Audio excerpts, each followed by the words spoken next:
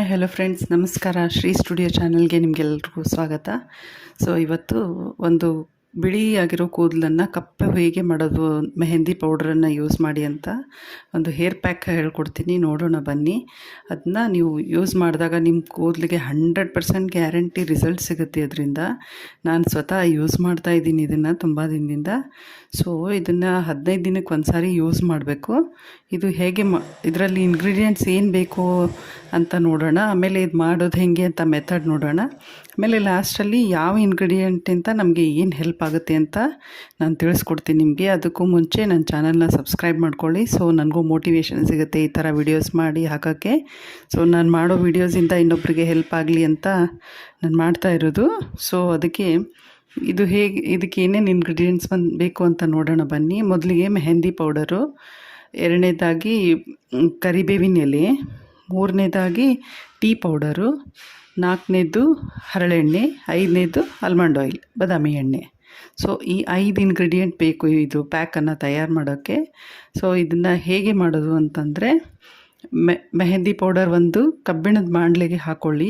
ನಾನು ಪರ್ಸ್ನಲಾಗಿ ನೂಪುರ್ ಮೆಹಂದಿನ ಯೂಸ್ ಮಾಡ್ತೀನಿ, ಯಾಕಂದರೆ ಅದು ತುಂಬ ಕೆಂಪಗಾಗಲ್ಲ ಕೂದಲು.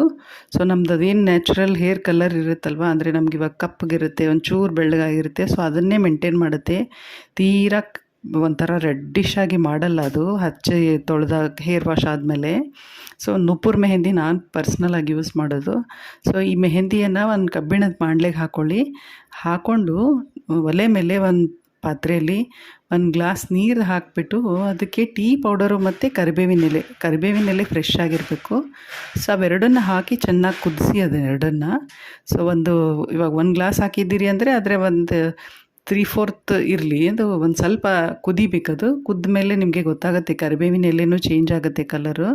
ಸೊ ಈ ಡಿಕಾಕ್ಷನ್ ಏನು ಮಾಡ್ತೀವಲ್ವ, ಈ ಡಿಕಾಕ್ಷನ್ನ ಬಿಸಿ ಆಗಿರುವಾಗಲೇ ಇದಕ್ಕೆ ನಮ್ಮ ಮೆಹಂದಿಗೆ ಹಾಕಿ ಕಲಸಿ ಅದು ಒಂದು ಕೈಯಲ್ಲಿ ನೀವು ಡಿಕಾಕ್ಷನ್ ಹಾಕ್ತಾಯಿದ್ರೆ ಇನ್ನೊಂದು ಕೈಯಿಂದ ಕಲಸಿ ಬ್ರಷಿಂದ. ಸೊ ಗಂಟಾಗ್ದಂಗೆ ಕಲಸಿರಿ.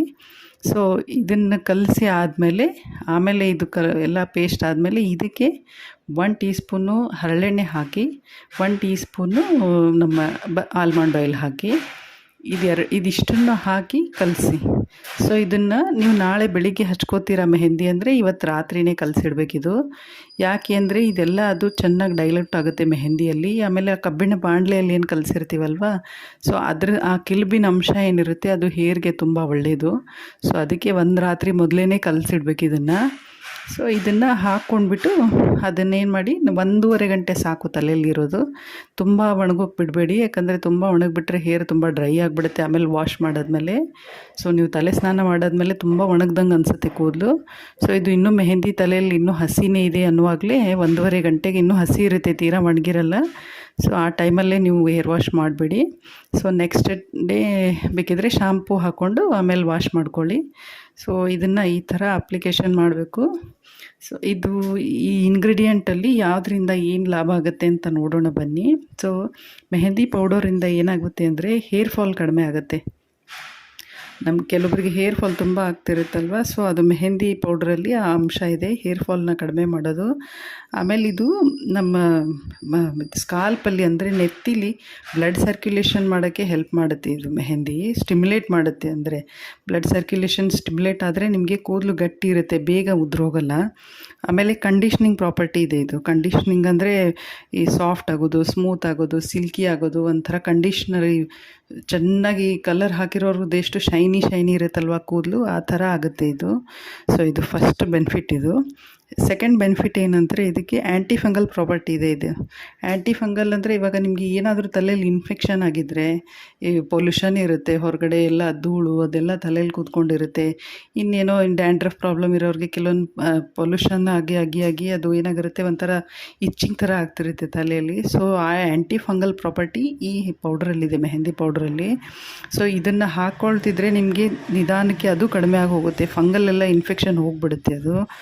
ಆಮೇಲೆ ಇದು ಇಚ್ಚಿಂಗ್ ಕಡಿಮೆ ಮಾಡುತ್ತೆ, ಅದರಿಂದ ಆಗ್ತಿರೋ ಇಚ್ಚಿಂಗನ್ನು ಕಡಿಮೆ ಮಾಡುತ್ತೆ. ಸೆಕೆಂಡ್ ಬೆನಿಫಿಟ್ ಇದು.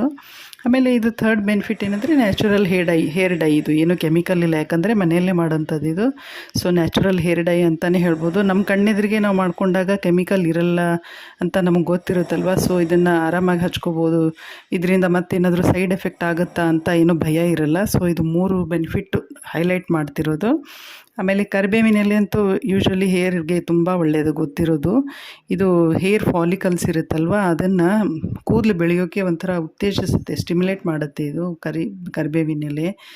ಆಮೇಲೆ ಇದು ಫಸ್ಟು ಹೇರ್ ಫಾಲಿಕಲ್ನ ಸ್ಟ್ರೆಂಥನ್ ಮಾಡಿ ಅದನ್ನು ಕೂದಲು ಬೆಳೆಯೋಕ್ಕೆ ಹೆಲ್ಪ್ ಮಾಡುತ್ತೆ ಕರಿಬೇವಿನೆಲೆ. ಆಮೇಲೆ ಇದು ಹೇರ್ ಫಾಲ್ ಕಡಿಮೆ ಮಾಡುತ್ತೆ, ಬ್ರೇಕೇಜ್ ಕಡಿಮೆ ಮಾಡುತ್ತೆ, ಡ್ರೈನೆಸ್ ಕಡಿಮೆ ಮಾಡುತ್ತೆ. ಆಮೇಲೆ ಇದರಲ್ಲಿ 3ನೇ ಬೆನಿಫಿಟ್ ಏನಂದರೆ ಇದರಲ್ಲಿ ಕೆರಾಟಿನ್ ಪ್ರಾಪರ್ಟಿ ಇದೆ. ಸೊ ಈ ಕೆರಾಟಿನ್ ನೋಡಿ ಇವಾಗ ಟ್ರೀಟ್ಮೆಂಟ್ ತೊಗೋತಾರೆ ಅದಕ್ಕೆ ಅಂತ. ಇದು ನ್ಯಾಚುರಲಾಗಿ ಸಿಗ್ತಿರೋದು ನಮ್ಮ ಕರಿಬೇವಿನ ಎಲೆಯಲ್ಲಿ. ಸೊ ಈ ಕೆರಾಟಿನ್ ನಮ್ಗೆ ಕೂದಲಿಗೆ ತುಂಬಾ ಅವಶ್ಯಕತೆ ಇದೆ ಇದು ಕೆರಾಟಿನ್ದು.